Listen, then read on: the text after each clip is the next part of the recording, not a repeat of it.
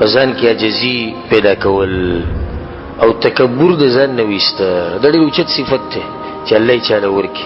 رب العالمین په قرآن کې سوی ان الله لا يحب من كان مختالا فخورا.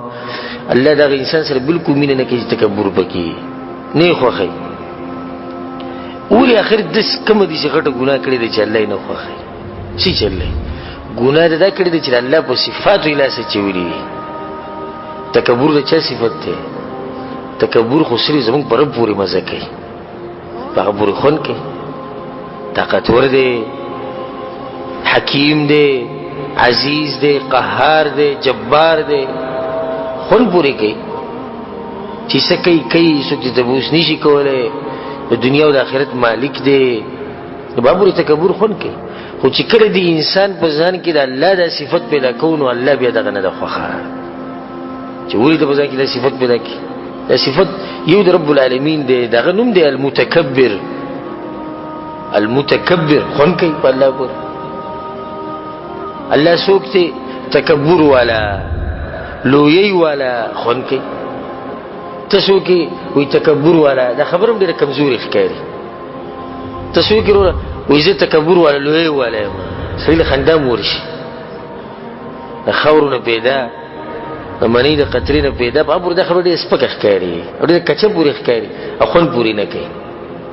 او په الله پورې خوند کوي، الله پورې نوم پورې خوند کوي، هغه په دې صفاتو پورې، د هغه په دې ذات پورې دا خبره خوند کوي.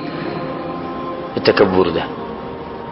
ذکر الله سبحانه وتعالی د انسان ته ډېره عجیبه خبره په قرآن کې کړې ده. څه ورته وایي؟ ولا تمشي فی الارض مرحا. ای انسانه، الله ورته وایي ګوره ای انسانه په دې ځمکه کې په تکبر سره مه ګرځه. بیا ورته رب العالمین داسې خبره کړې ده چې د دې انسان هغه هر څه ختم کړي دي، تکبر د سره کولی نه شي. څه ورته ویلي؟ انک لن تخرق الارض ولن تبلغ الجبال طولا. انسانه مگر زه په تکبر سره نه زما د ځمکه شلولی شي او نه د غرونو نه دنګېدی شي. ما ته داسې یو انسان وښایي چې هغه به خپلو قدمونو د ځمکه شلولي، او ما ته داسې انسان وښایي چې هغه د غرونو نه زیات دنګي. انسان تکبر اخر بس کوي. ذکر ته الله سوی وغضض من صوتک. انسان د خپل आवाज لکه څنګه چې لقمان حکیم خپل زوی ته نصیحت کړ، د خپل आवाज کته ساته. خون نه کوي به انسان پورې دا غټې غټې خبرې او دا تیزې تیزې خبرې نه کوي. خون په هغه پورې کمزور دی، عاجز دی. او رسول صلی الله علیه وسلم په حدیث کې سوی وی ولا تواضع احد لله. او څوک چې عاجزي کوي د الله دپاره الا رفعه الله، الله به اوچتوي. دا د تجربې خبره ده. په کوم سړي کې چې عاجزي ده د خلکو ډېر خوښي دي. دې خیال کړی الله یې اوچتوي. د عاجز سړی الله اوچت کړی دی، ځکه ورته خلک صفت کوي په ځان کې عاجزي پیدا کوي، ځان تکبر لکه رسول صلی الله علیه وسلم وایي هغه انسان جنت ته نشي تللی. ذره برابر چې ستا په زړه کې تکبر وکړه جنت ته نشي تللی. دننه دا جنت الله پیدا کړی د چا لپاره دی؟ د خپلو بندګانو، د هغه عاجز بندګانو لپاره، متکبرینو لپاره نه. متکبرینو لپاره خو جهنم دی. سینې راویستې ګرځي، بس سینې دې راویستې جهنم ته ځه، پته به دلته ولګي. الله سبحانه وتعالی د خپلو بندګانو یو صفت بیان کړی چې دوی په دې ځمکه کې کوم چې زما خاص بندګان دي، دوی په دې ځمکه کې ډېر په ارام ګرځي، عاجزه ګرځي. څه ویلي؟ وعباد الرحمن الذين يمشون على الارض هونا. او د رحمان بندگان چې په دې ځمکه باندې ګرځي هونا، ډېر په عاجزۍ سره ګرځي. حدیث یې نه دی چې وعباد الله، داسې ویلي وعباد العزيز وعباد القهار. سوي وعباد الرحمن. رحمن در رحم صفت د رب العالمین.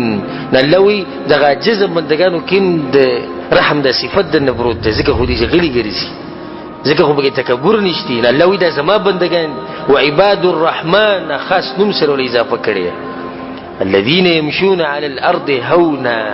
دې په ځای سره به زما کوي ګرځي او تکبر پکې نه. زمونږ پیغمبر صلی الله علیه وسلم ته وګوره، باغ کې څومره عاجزي وه، او دغه د عاجزۍ به زه ته کم مثال پیش کوم. د خپلو ښځو سره به هغه په کور کې کار کوو، دا عاجزي ده که نه؟ ماشومانان به په غېږ کې اوچتول، هغوی سره به لوبې کولې، دا عاجزي ده که نه؟ په لاره به تېرېدو، په ماشومانانو به سلام اچوو، دا عاجزي ده که نه؟ یو زنانه به پسې راتله، یو ښځه جنۍ به پسې راتله چې د هغې دماغو کار نه کوو، رسول مې ځان سره لرې بوتو، رسول سره به خبرې وکړه، بیا به واپس رسول راغی، دا عاجزي ده. په مجلس کې به جدا ځای رسول ځان نه جوړو، دا عاجزي ده. او چې څوک به راپاڅېدو، رسول ته به ودرېدو، رسول په دې باندې خفه کېدو، دا عاجزي ده که نه؟ په خندق کې کله چې رسول صلی کنده کنسته، صحابو کنده کنسته، رسول صلی الله علیه وسلم به کوم کار کوو، دا عاجزي ده که نه؟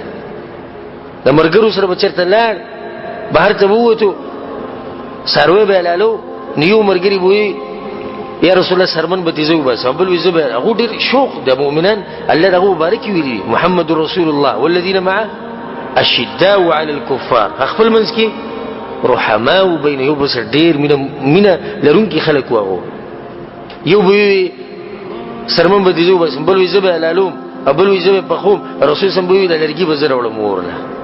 نه یا رسول الله ته به نه راوړم، نو لازم به یې راوړم. څوک دی رسول الله صلی الله علیه وسلم ګورې، عام څوک نه دی ګورې، اشرف المخلوقات على الاطلاق.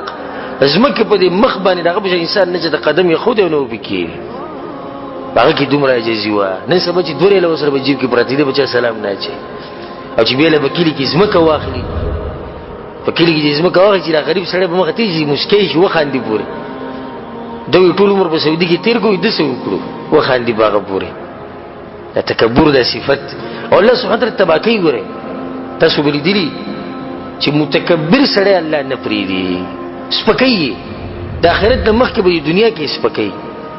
او متکبر هغه انسان دی چې ځان ورته ډېر غټ ښکاري، او خلکو ته څه ښکاري، خلکو ته سپک ښکاري. دا ډېره عجیبه خبره ده. ګورئ، او ځکه دا خبره سره یاد ساتئ، متکبر انسان داسې دی چې دی د غره په څوکه ولاړ دی، نو کته چې ګوري دا خلکو ته څه ښکاري، واړه ښکاري. غره په څوکه چې ته ودرېږې لکه د ماچس ډبي چې روان، او دې خلکو ته دې وړوکی ښکاري. دا خلک چې لاندې نه وګوري، دوی ته هغه وړوکی ښکاري، هغه ورته سپک ښکاري. او چې کوم انسان عاجز ځان ګڼي او ځان کمزوری ګڼي، د خلکو په سترګو کې غټ ښکاري. د دې صفت په آخره کې زه به د یو څو شعر ووایم، او ترجمه به دوی کوم. ډېر قیمتي اشعار دي او شاعر ویلي دي: ولا تمشي فوق الارض الا تواضعا، او مگر زه به ځمکه له پاسه مگر په عاجزۍ سره ګرځه. ولې شاعره ته موږ ته دا خبره کوې؟ غوږ کې د شاعر څه وایي؟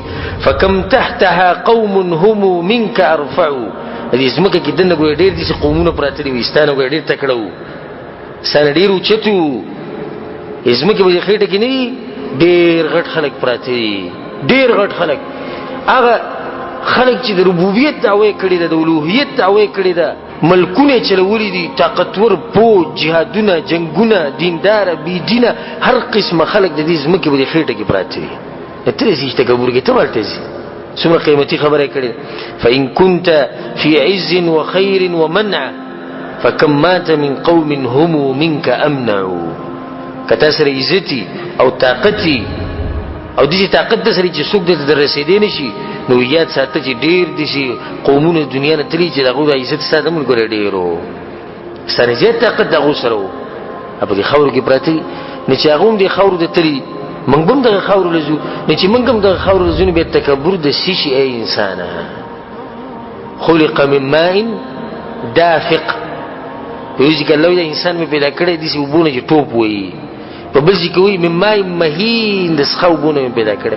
ولې الله دا الفاظ استعمالوي؟ دې لپاره استعمالوي چې د انسان ته پته ولګي چې انسان ګوره ته عاجز یې، دا ستا حقیقت دی. نو د ځان نه تکبر وباسئ او په ځان کې عاجزي راولئ. راولئ به که نه به راولئ؟ انشاءالله.